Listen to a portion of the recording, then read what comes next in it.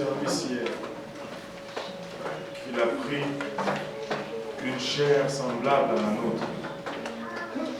Et il a vaincu le péché non dans une chair qui était différente de celle que nous avons, mais dans une chair vraiment semblable à la nôtre. Et si lui l'a vaincu, nous pouvons aussi vaincre. Si lui est ressuscité, nous allons aussi ressusciter. Amen.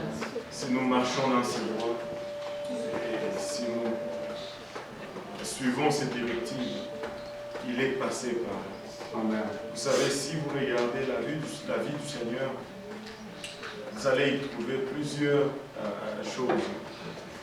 Le livre d'Ésaïe nous dit qu'il n'était pas étranger à la souffrance. Et ça utilise un terme un peu particulier pour dire que la souffrance lui était connue. La souffrance lui était familière. Il était rejeté, il était humilié, il était insulté, il était torturé.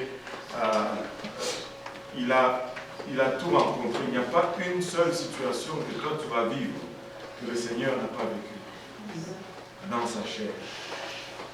Et il est passé par là et il nous a montré qu'il a vaincu, que nous pouvons aussi vaincre parce que lui, il a vaincu.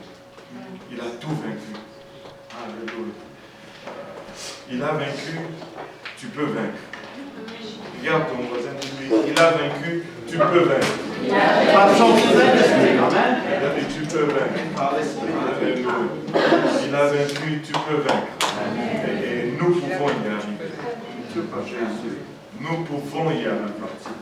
Nous pouvons vaincre. Dis-toi toi-même un peu, je peux vaincre. Je peux vaincre.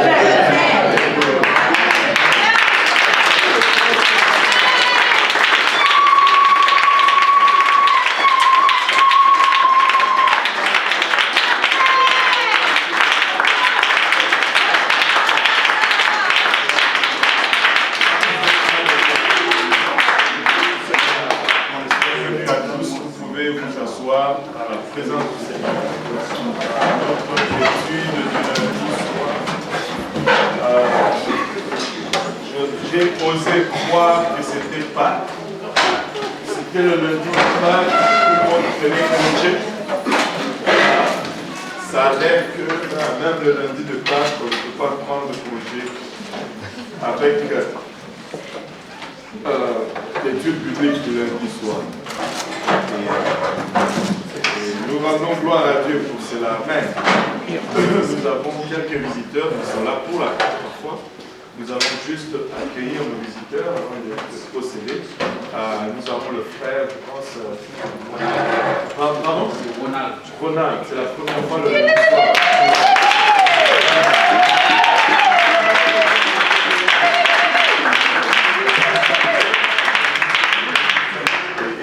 Nous avons également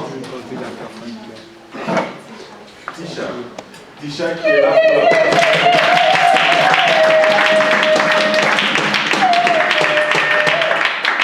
et nous avons le frère. Je ne sais pas, c'est bon, Claude. Ouais, mais pour le lundi soir. Oui. Mais je pensais que c'était dimanche ce soir. Ah bon? C'est lundi soir. Ouais.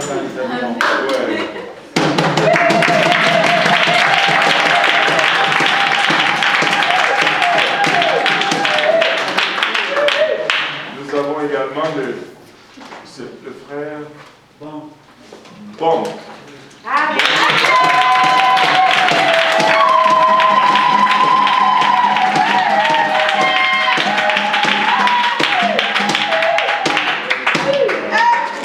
Il y a également le frère dans le fond. Juan.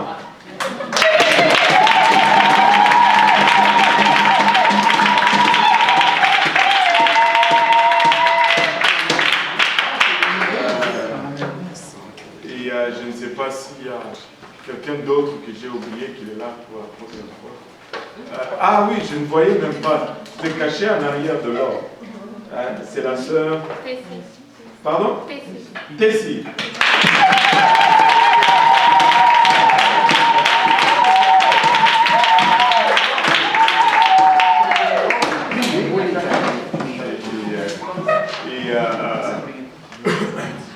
Gloire au nom de Jésus. Le Seigneur est bon, n'est-ce pas? Excellent. Il est un Dieu extraordinaire. Donc nous sommes dans Explorons la parole de Dieu. Nous sommes nous avons vu les juges, nous avons vu la conquête de la terre promise. Nous avons vu comment les générations nouvelles ont commencé à dévier des voies de Dieu. Et lorsqu'ils déviaient des voies de Dieu, Dieu élevait un juge qui les ramenait dans la bonne voie. Et du temps de la vie du juge, les gens suivaient les voies de Dieu. Mais quand les juges mouraient, les gens retournaient à leur état rétrograde ou à leur état de déviation. Et vous allez voir dans le livre des juges, il y a une phrase qui va revenir très très souvent, qui dit « Et Israël fit encore ce qui était mal aux yeux de l'Éternel. » Et ça revient encore et encore et encore. Et ça parle également de notre nature. Nous sommes appelés toujours à être réorientés, à être redirigés. Parce que si nous nous laissons aller, très souvent, nous dévions tranquillement des voies de l'Éternel. Nous allons aller tranquillement à la dérive. Nous allons aller tranquillement vers le côté. Et nous avons toujours besoin d'être remis constamment sous la bonne direction. Maintenant, nous avons commencé à voir comment, après la mort, plutôt à l'époque de Samuel, le 16e et dernier juge d'Israël, il a commencé à y avoir des problèmes. Samuel était un juge qui était bon. D'abord, sa naissance était spéciale. Sa mère, Anne, n'avait pas d'enfant, elle est allée au temple, elle a pleuré. Elle était tellement dans l'agonie. Vous savez, moi je crois ceci. Lisons un peu cela. On va aller dans le livre de Samuel.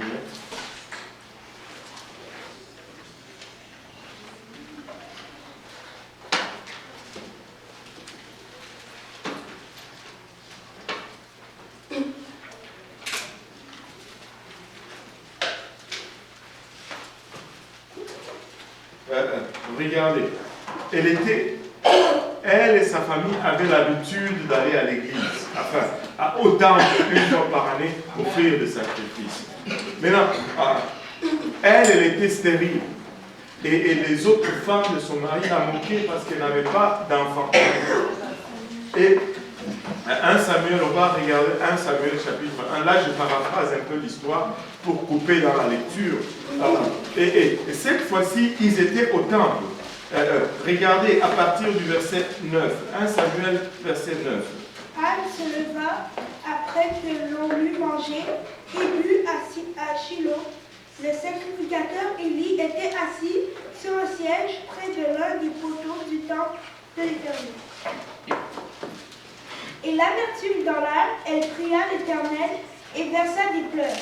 Elle fit un vœu en disant, « Éternel des armées, si tu daignes regarder l'affliction de ta servante, si tu te souviens de moi et n'oublie point ta servante, et si tu donnes à ta servante un enfant mâle, je le consacrerai à l'Éternel pour tous les jours de sa vie, et le rasoir ne passera point sur sa tête. » Comme elle restait longtemps en prière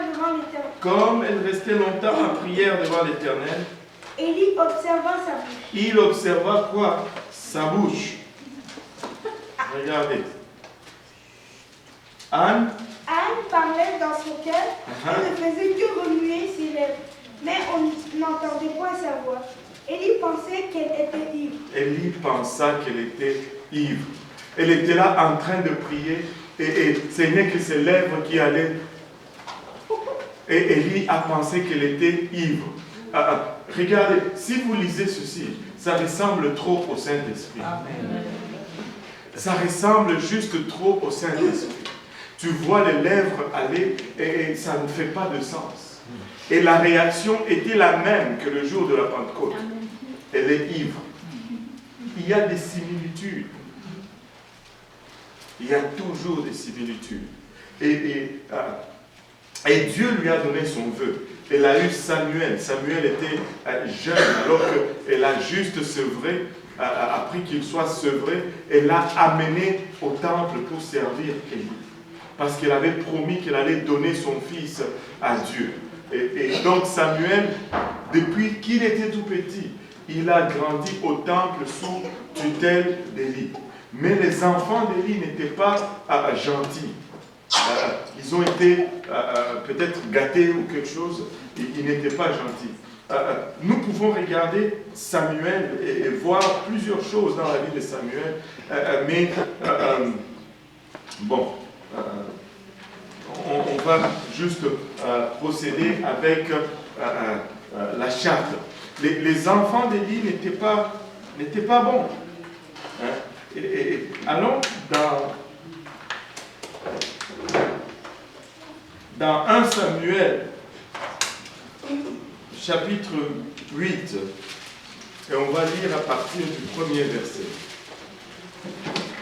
Lorsque Samuel devient vieux, il établit ses fils juges sur Israël. Son fils premier-né se nommait Joël et le second Abijah. Ils étaient juges à Beersheba. Les fils de Samuel ne marchèrent point sur ses traces, ils se livraient à la cupidité, recevaient des présents et violaient la justice. Tous les anciens d'Israël s'assemblèrent et vinrent auprès de Samuel à Rama. Ils lui dirent, « Voici tu es vieux, et tes fils ne marchent point sur tes traces. Maintenant établis sur nous un roi pour nous juger, comme il y en a chez toutes les nations. » Samuel vit avec déplaisir qu'il disait, « Donne-nous un roi pour nous juger. » Et Samuel pria l'Éternel. L'Éternel dit à Samuel, « Écoute la voix du peuple dans tout ce qu'il te dira, car ce n'est pas toi qui rejettes, c'est moi qui le rejette, afin que je ne règne plus sur eux. Ils agissent à ton égard comme ils ont toujours agi depuis que je les ai fait monter d'Égypte jusqu'à ce jour. Ils m'ont abandonné pour servir d'autres dieux. Écoute donc leur voix, mais donne-leur des avertissements et fais-leur connaître le droit du roi qui régnera sur eux. » Pause. Regardez ceci. La Bible nous dit que les fils de Samuel avait deux fils, Joël et Jérémie. Ils étaient juges à Beersheba. Ah, ok.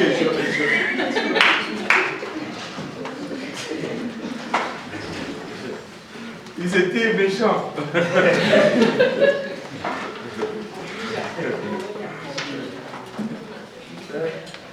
Et quand quelqu'un venait en jugement, il prenait de l'argent de ces gens. Il ne rendait pas de bons jugements, ces deux enfants. Mais là, les peuples sont allés voir Samuel et ils lui ont dit, tu es vieux et tes fils ne marchent point sur tes traces. Maintenant, s'il te plaît, établis sur nous un roi pour nous juger, comme il y en a chez toutes les nations. Erreur, erreur, erreur. Ça a été le problème du peuple de Dieu pendant longtemps et ça reste encore le problème du peuple de Dieu de nos jours. Le peuple de Dieu cherche toujours à être comme tous les autres. Alors que Dieu, dans ses plans, dans son désir, dit continuellement, je ne veux pas que vous soyez comme tous les autres. Nous ne sommes pas appelés